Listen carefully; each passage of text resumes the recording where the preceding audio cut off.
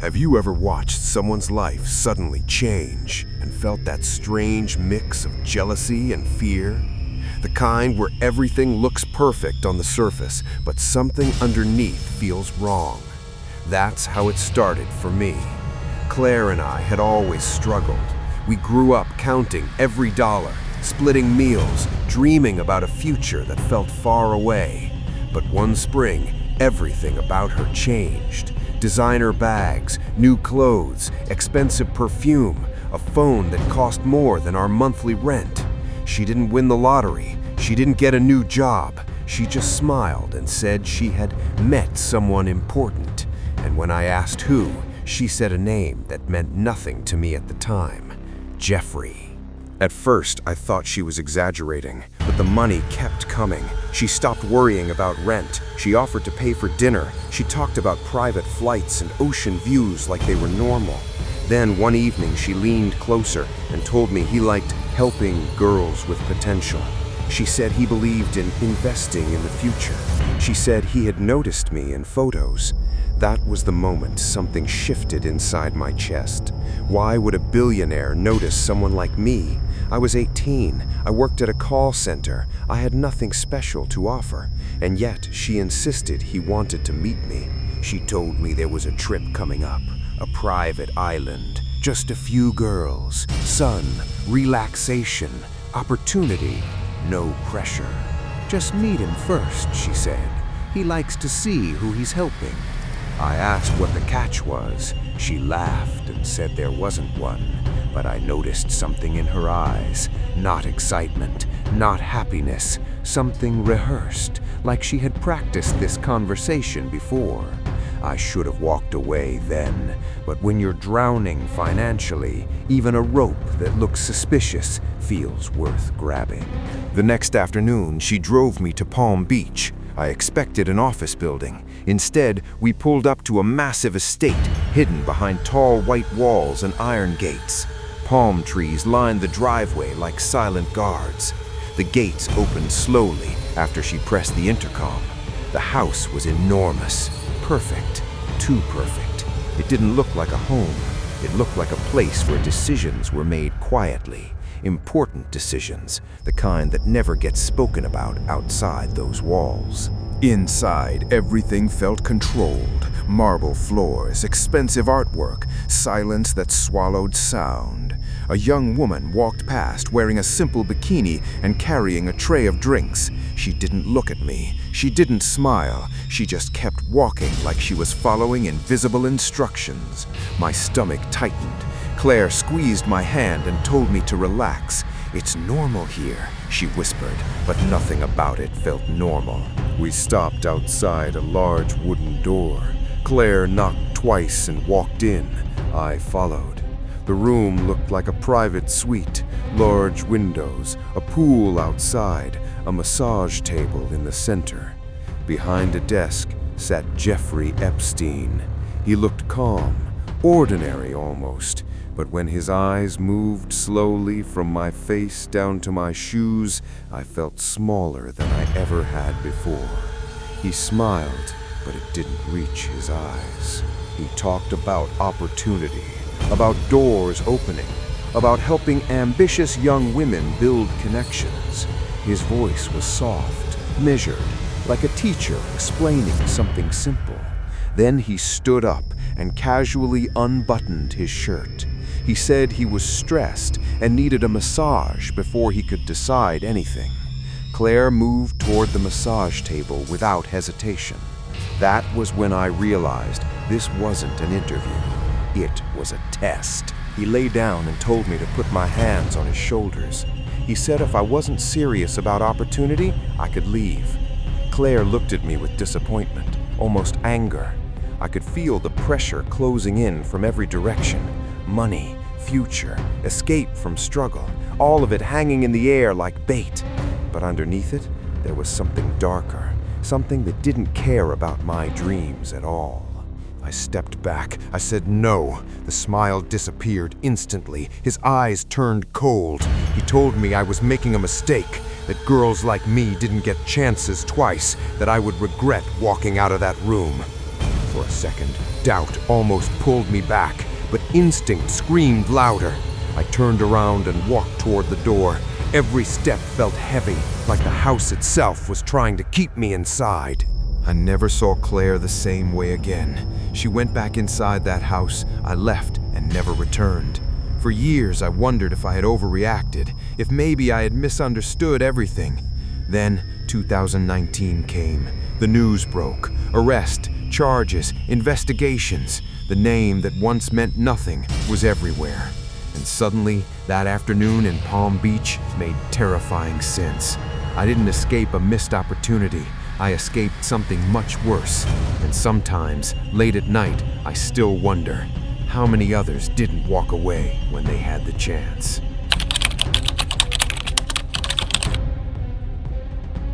Have you ever agreed to something because you needed money, even when your instinct told you to slow down?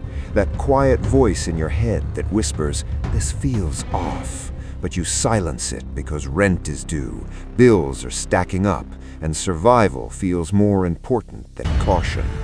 That's exactly where I was at 18, working part-time, counting every dollar, sharing a small apartment with two girls who were just as broke as I was, except one of them wasn't struggling anymore. Stacy always had cash, new shoes, takeout every night, and when I finally asked how she could afford it, she smiled and said she had found easy work. She said a wealthy man hired girls for simple late-night jobs, serving drinks, light cleaning, helping with private gatherings, nothing difficult, nothing illegal. She showed me her phone, a payment notification for $500 for a few hours of work. My heart raced. That was more than I made in a week. I asked if it was safe. She laughed and said there was security everywhere and that other girls were always around. "It's just rich people being weird," she said, and somehow that explanation felt almost believable. Friday night came faster than I expected. She picked me up at 12:45 a.m. The streets were nearly empty. The air felt heavier than usual. I kept telling myself this was just a job, just easy money. When we pulled up to tall iron gates, my stomach tightened. The property beyond them was massive.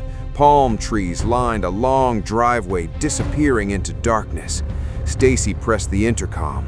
A buzzing sound answered, and the gates slowly opened. The mansion was glowing with warm lights, but the atmosphere felt cold. Two men in dark suits stood near the entrance. They didn't smile. They didn't ask questions. They just opened the door and let us in. Inside, everything looked perfect. Marble floors, crystal chandeliers, expensive art on every wall. It was beautiful, but it felt staged, like a movie set built to impress and intimidate at the same time. Stacy told me to sit on a large white sofa and wait. She said she needed to check in first. Then she disappeared down a long hallway. I pulled out my phone to scroll while I waited. No signal, not even one bar. I tried connecting to Wi-Fi. Locked, password protected. I suddenly felt cut off from the outside world. 10 minutes passed, then 20. The house was silent except for the faint hum of air conditioning. I stood up and walked down the hallway she had taken. The deeper I went, the quieter it became. Then I heard something. Soft, strange sounds, muffled movement, a low laugh. My heart started beating harder. I told myself it was just a party, just music, just imagination. But the sounds didn't feel like laughter. They felt rehearsed, controlled. At the end of the hall, one door was slightly open. Warm light spilled into the darkness. I pushed it gently. Inside was a massage table in the center of the room. A man sat up on it, wearing a white towel and a large cat mask that covered his entire face. The mask had oversized cartoon eyes and fake whiskers. It looked almost ridiculous, but in that moment it felt terrifying. Beside him stood a young woman wearing a pink mouse mask. She didn't speak, she just watched me. The man told me to come inside and close the door. His voice sounded calm, almost playful. He pointed toward a small table against the wall. On it sat another mask, a hamster mask waiting to be worn. My chest tightened. I asked where Stacy was. He said she was upstairs with other girls. He stepped closer and said if I wanted to make real money, all I had to do was make him happy. That was when I understood this wasn't about serving drinks, it was about control. The girl in the mouse mask reached for my hand. Her grip felt cold, not friendly, not comforting, just firm, like she had done this before. My instinct screamed at me to leave. I pulled my hand away and said I couldn't do this. The man stood up slowly. The cat mask stared at me without blinking. For 1 second, I felt trapped. Then I turned and ran. I didn't stop running until I reached the road outside the gates. No one chased me. No one tried to stop me. The house simply swallowed the silence again. When I confronted Stacy days later, she acted like I had overreacted, like I had imagined something worse than it was. But years later, when the news broke about powerful men recruiting young women with promises of easy money, the memory of that room came back clearly. The masks, the silence, the way everyone inside acted like it was normal. I still think about the girl in the mouse mask. I wonder if she ever walked out the way I did, or if she's still somewhere, wearing whatever mask they handed her next.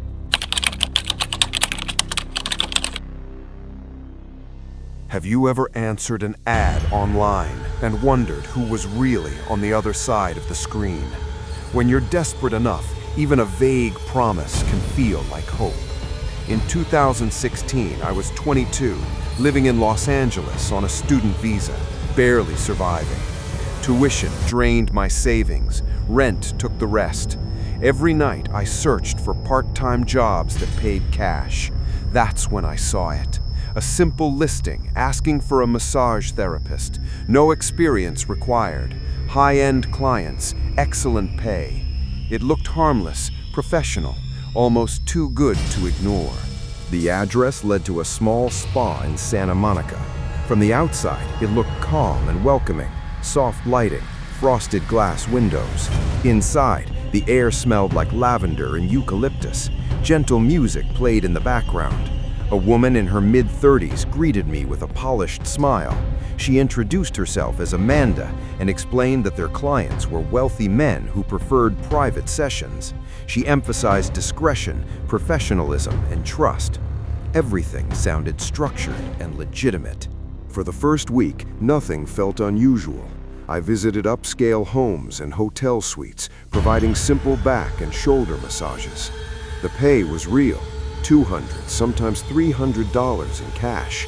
No strange behavior, no obvious warning signs. I began to relax. I convinced myself I had finally found something stable. Maybe this was just how wealthy people lived. Quiet, private, guarded. Then one evening, Amanda called with urgency in her voice.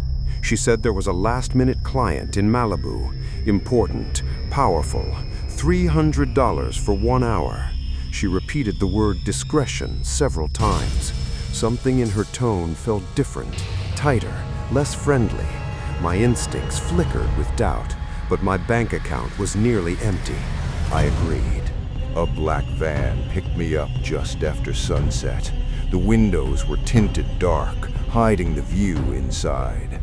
The driver barely spoke. As we drove along the coastline, the sky turned deep orange and then faded into night. I watched the ocean through the glass and tried to steady my breathing. I told myself it was just another appointment, just another house. When we arrived, the beach house stood tall against the dark sky, lights glowing from large windows. But near the entrance, something didn't feel right. A young woman stood close to the doorway, her body tense. A man in a suit held her arm firmly. She wasn't screaming, but she looked uncomfortable, like she wanted to leave. The man noticed me watching and forced a polite smile, as if everything was perfectly normal. Amanda appeared beside me suddenly. Her calm expression from the spa was gone. In a low voice, she explained that this client expected more than massage. She said it was part of full service. She mentioned the name Mr. Epstein like it should impress me. She told me powerful connections were being offered, opportunities, influence, money beyond what I could imagine. Her words sounded rehearsed, like lines memorized long ago. My heart pounded. I told her that wasn't what I signed up for. She leaned closer and said, "Sometimes you have to take risks to change your future." She said girls like me didn't get chances like this often. I looked toward the entrance again. The other girl's eyes met mine briefly. There was fear there, real fear. That was all I needed to see. I stepped backward and said I was leaving. Amanda's expression hardened. She reminded me that I had already agreed to the job, that transportation had been arranged, that backing out wasn't professional. But professionalism had nothing to do with this anymore. My instincts were screaming. I turned and walked quickly toward the road. The driver called out, but I didn't stop. I kept moving until the house was just a blur of light behind me. 3 years later, when headlines flooded the news about arrests, investigations, and powerful men connected to young women through promises of money, I felt the memory come back like a wave. The spa disappeared. The website vanished. Amanda's number no longer worked. Everything connected to that job dissolved overnight. Sometimes I still think about that girl outside the beach house. I don't know what happened after I left. I only know that desperation almost pulled me into something much darker than I understood at the time.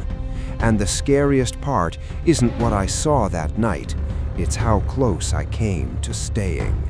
If you like this video, don't forget to subscribe my channel. See you on next videos. Till then, goodbye.